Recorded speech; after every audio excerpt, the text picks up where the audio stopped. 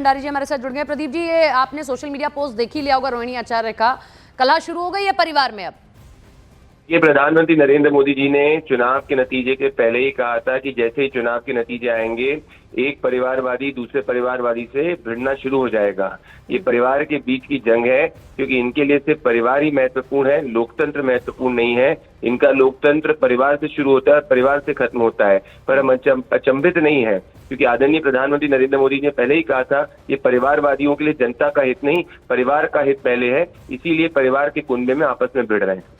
लेकिन आरजेडी ने अभी एक सोशल मीडिया पोस्ट किया और उसमें लिखा कि ये परिवार का मामला है। आरजेडी ये कह रही है कि ये परिवार का मामला है, और इसी परिवारवाद को बिहार ने नकारा है। और बिहार ने कहा है उसे परिवारवाद जंगल राज नहीं चाहिए, उसे लोकतंत्र चाहिए, उसे प्रधानमंत्री नरेंद्र मोदी जी चाहिए। तो ये आपस में भिड़े और ये आपस में सिर्फ परिवार के ही मामले के बारे में ख्याल रख रहे थे, ना कि बिहार की बात कर रहे थे, इसीलिए बिहार ने इनको नकारा है। मतलब अपनी अपनी महत्वाकांक्षाएं थी जो पूरी नहीं हुई। देखिए, भ्रष्टाचार की लड़ाई है। एक भ्रष्टाचारी परिवार के अंदर दूसरे भ्रष्टाचारी परिवार के अंदर से भिड़ रहा है, और इसीलिए ये परिवार के बीच में अपने भ्रष्टाचार की पूरी जो उगाई है उसको लेने के लिए, परिवार में सत्ता, परिवार की गद्दी को लेने के लिए एक परिवारवादी दूसरे परिवारवादी से भिड़ रहा है। एक पिक्चर आया करती, आपको एक नेटफ्लिक्स की सीरीज थी महारानी, जिसके अंदर भी आपने देखा होगा परिवारवादी आपस में ही भिड़ रहे थे। ये ठीक उसी तरीके से, पर ये भूल गए हैं कि बिहार जो है अब वो जंगल राज से दूर जा चुका है, और इसी परिवारवाद को रिजेक्ट करके बिहार ने नरेंद्र मोदी जी के शासनकाल को एनडीए के अंदर वापस से स्थापित किया है। शुक्रिया आपका हमारे साथ जुड़ने के लिए। तो रोहिणी आचार्य, लालू प्रसाद यादव की बेटी, आपको याद होगा रोहिणी आचार्य उस वक्त बहुत सुर्खियों में आई जब उन्होंने ये कहा कि वो अपने पिता को किडनी देंगी।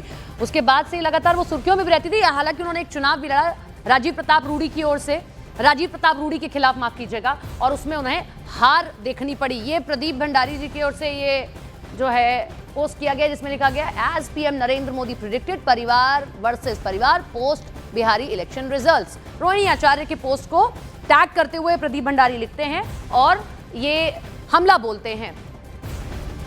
और हमारे साथ चंद्रमोहन लगातार बने हुए हैं, उनका रुख करते हैं। चंद्रमोहन, अब बिहार की सियासत में एक कहें कि नई चीज की एंट्री हो गई है। अब देखना यह है कि लालू प्रसाद यादव और तेजस्वी अभी तक आए नहीं है सामने के, संजय यादव को लेकर क्या कहते हैं, क्योंकि जब जब मीडिया ने उनसे सवाल किया वो हमेशा इस सवाल से भागे हैं। और अब ये भी देखना होगा कि मीसा भारती क्या कहती हैं।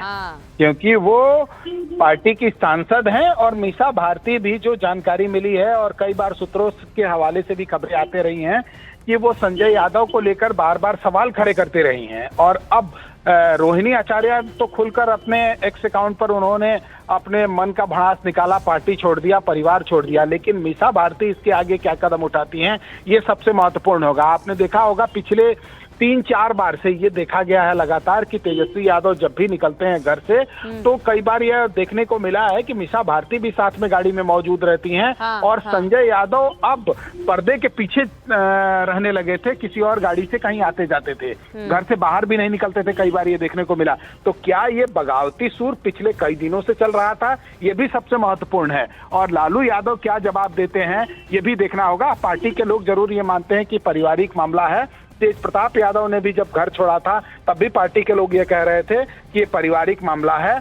लेकिन अब क्या इसी तरह से पार्टी और परिवार के बीच लोग एक के बाद एक छोड़ते रहेंगे, परिवार को भी, पार्टी को भी, और जो मुखिया हैं पार्टी के वो कुछ नहीं बोलेंगे, कुछ नहीं करेंगे? ये लालू यादव को जवाब देना है। हालांकि लालू यादव तो अब मीडिया से कम बात करते हैं क्योंकि उनकी तबीयत खराब रहती है। हमेशा ये माना जाता है कि जब से वो विदेश से इलाज कराकर लौटे हैं उसके बाद से मीडिया से दूरी बनाकर ही रहते हैं। लेकिन अब देखना होगा कि लालू यादव पार्टी और परिवार को कैसे बचाते हैं, क्योंकि 25 सीटों पर पार्टी सिमट गई है, जिसके लिए 18 तारीख को ये बार बार तेजस्वी यादव ऐलान करते रहे हैं कि अब वो मुख्यमंत्री हैं, बन चुके हैं, जनता ने उनको मैंडेट दे दिया है। और 25 सीटों पर अगर पार्टी सिमटती है तो जाहिर सी बात है ये बगावत माना जा रहा था पहले से कि ये ऐसा होगा और ऐसा हो सकता है। और अब रोहिणी आचार्य पार्टी और परिवार का साथ छोड़कर सीधे तौर पर बगावती तेवर उन्होंने अख्तियार कर लिया है। नहीं, और बड़ी बात ये भी है कि ये एकमात्र, ये तो चलिए परिवार तो बगावत कर ही रहा है, ये बहुत बड़ी बात है।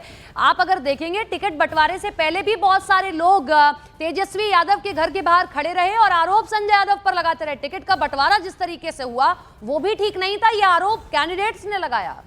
और उसमें भी संजय यादव की पूरी हम कहें कि उनका रहना था, इन्वॉल्वमेंट थी। सिर्फ एक नहीं बल्कि दर्जनों ऐसे लोग हैं हाँ। जो पार्टी और परिवार से नाराज चल रहे थे। और जब ये टिकट का बंटवारा हो रहा था उस समय भी दर्जनों लोग घर के बाहर निकालकर चिल्लाकर, आपने देखा होगा मोतिहारी के घोड़ासान से एक शख्स वहां पर पहुंचे थे जो पिछली बार चुनाव लड़े थे, इस बार टिकट नहीं मिला, और उन्होंने सीधे तौर पर सवाल खड़ा किया था कि संजय यादव की वजह से उनको टिकट नहीं मिला। हालांकि उन्होंने और सभी आरोप लगाया था, जिसमें उन्होंने ये कहा था कि उनसे पैसे का डिमांड किया गया था और वो पैसा नहीं दे पाए, जिसकी वजह से उनको टिकट नहीं दिया गया। और उन्होंने ये भी कहा था कि ये पार्टी अब 25 सीटों पर सिमट जाएगी। अपने यहाँ भी वो शख्स बार चिल्लाकर हमारे कैमरे पर यह कहा था कि अब इस पार्टी का क्या होगा ये सब कोई देखेगा चुनाव बाद। और वो हश्र शायद सामने नजर भी आ रहा है कि 25 सीटों पर ये पार्टी सिमट गई है। तो कहीं ना कहीं